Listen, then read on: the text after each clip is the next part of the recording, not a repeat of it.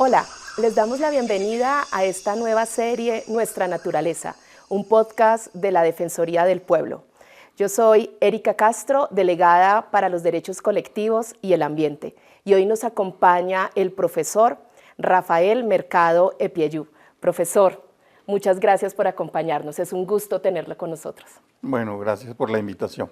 Bueno, en esta nueva serie de la Defensoría del Pueblo queremos hacer un énfasis muy importante en nuestra relación con la naturaleza.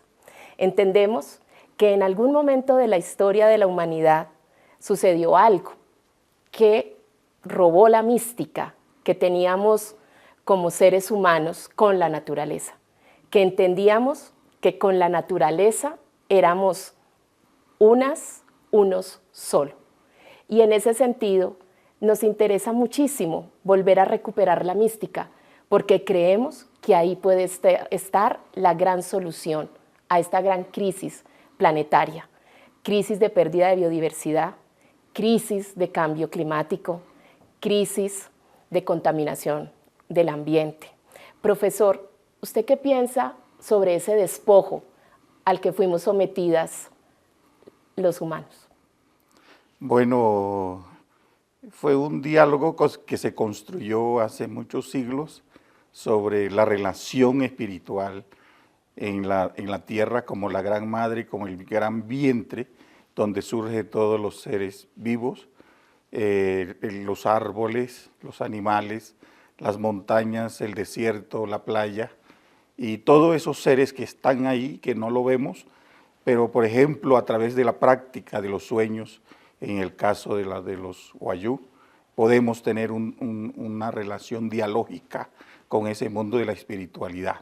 Entonces, al ver ese rompimiento, ese diálogo que rompió esa familiaridad con la tierra, con todos los seres que hay, permitió que fuera un objeto de explotación, de experimentos y desplazamiento de todas estas vidas que se encuentran ahí, en esta tierra, en la naturaleza, en los vientos, y no solamente acá, sino todo el cosmos. Hay un tejido enorme que nos conecta, por eso hemos perdido esa forma de diálogo, de mirar y entender la intensidad de las constelaciones, ¿sí? Entonces ahora los abuelos y las abuelas aún tienen esa sabiduría, lo que pasa es que todavía está en silencio. Este diálogo que se instaló los colocó a ellos en silencio y ya no lo estamos escuchando, pero todavía tenemos la oportunidad de volverlo a escuchar a ellos y a ellas, para que podamos tejer nuevamente ese diálogo que hemos dejado a un lado por algo que se instaló para la destrucción de la misma vida. Una de las situaciones más difíciles a las que nos enfrentamos en este planeta, digamos, en este tiempo, que tenemos que cohabitar, ¿cierto?, en unidad con la naturaleza, es su cosificación. Se ha entendido a la naturaleza como recurso y escuchamos mucho recursos naturales. Incluso entendemos a la naturaleza como medio y se ha hablado de medio ambiente, como si fuera recurso lo que nos aprovecha, medio lo que nos rodea. Estamos totalmente aparte en una serie de juego de el que observa, el que apropia. Creo que ese es el gran desafío que hoy tiene la Defensoría del Pueblo y de la naturaleza para encontrar soluciones, para discutir con las demás personas, con los grupos, con los gremios, con las autoridades, con los pueblos, la manera de volver a esa mística de la que usted nos hablaba antes, porque nos hemos acostumbrado a ser el centro, ¿cierto? A ser el centro de todas las decisiones. Hablamos por lo menos de 3 perspectivas de la relación que tenemos los humanos con la naturaleza. una perspectiva que es de la que hablábamos ahora, la perspectiva del desarraigo que entronizó al ser humano y que se llama antropocéntrica y que es de la que sufrimos hoy, ¿no? Y es la que ve a la naturaleza como esa cosa reemplazable, ese objeto que además de la llegada del plástico se creyó que podía reemplazar hasta los árboles porque mantenerlos era muy difícil en las ciudades, llegamos hasta eso en algún momento de la historia. Pero además, con esta reflexión tan interesante de la relación que tienen los pueblos étnicos con la naturaleza, nuestra Corte Constitucional, en esa sentencia tan interesante del Río Atrato, en el año 2016, nos plantea la necesidad de volver a la bioculturalidad, y es a entender esa relación especial que tienen los pueblos étnicos con su entorno.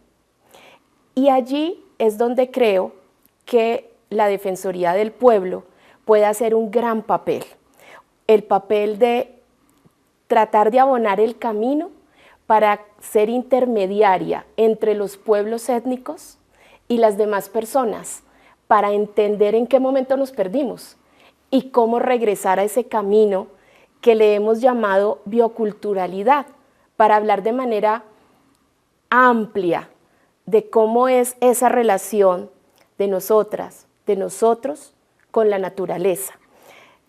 Cuéntenos, profesor, ¿cuáles serían las principales ideas que usted nos dejaría como norte para la Defensoría del Pueblo, pero también como orientaciones para cambiar esa actitud que día a día tomamos hacia lo que nos da vida, que es la naturaleza?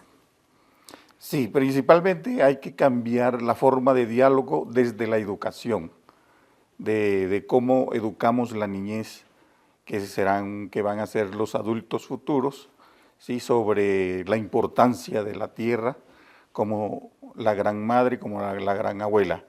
Los árboles, los ríos, las montañas como seres, en esa medida ese diálogo debe orientarse hacia allá, no seguir viendo a la tierra como algo que se puede destruir, que se puede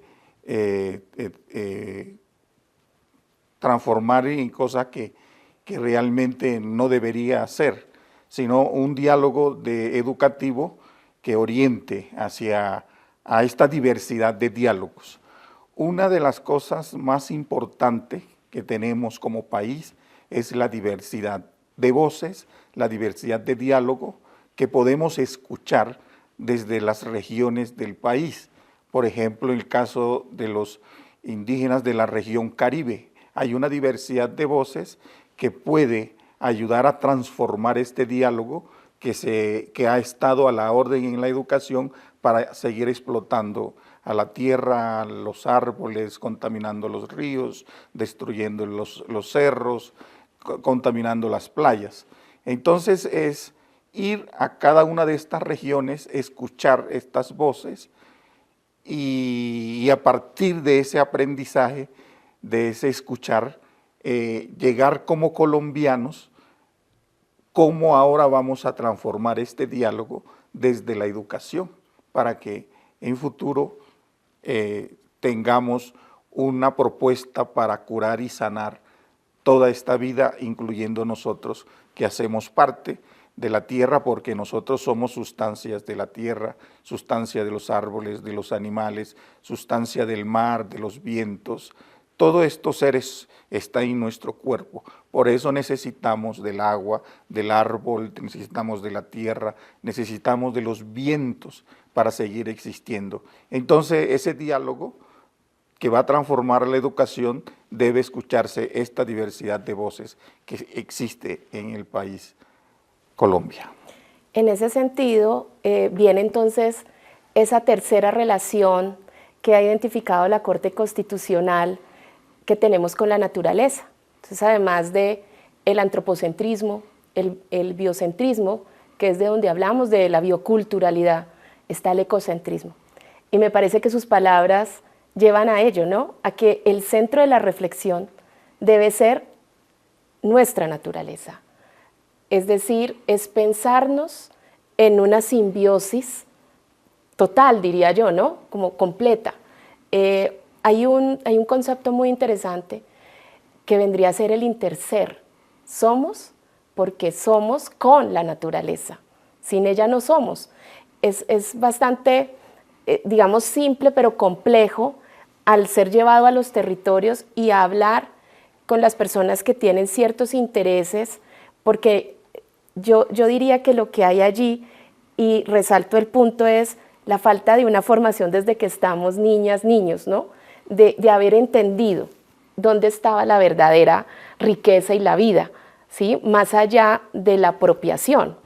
Entonces, profesor Rafael, muchísimas gracias por habernos dedicado este espacio, darnos estas orientaciones, y solamente le pediría como un consejo, una frase que viene desde su pueblo, desde el pueblo wayú, para orientar a las juventudes, a las niñas, a los niños, que son ahora nuestras maestras y nuestros maestros.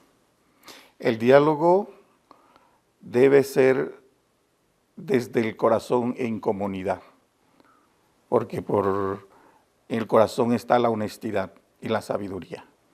Entonces el diálogo que se va a realizar debe ser desde ahí. Muchísimas gracias, profesor, y muchísimas gracias por habernos acompañado en esta nueva serie de podcast, Nuestra Naturaleza, un podcast creado por la Defensoría del Pueblo y de la Naturaleza.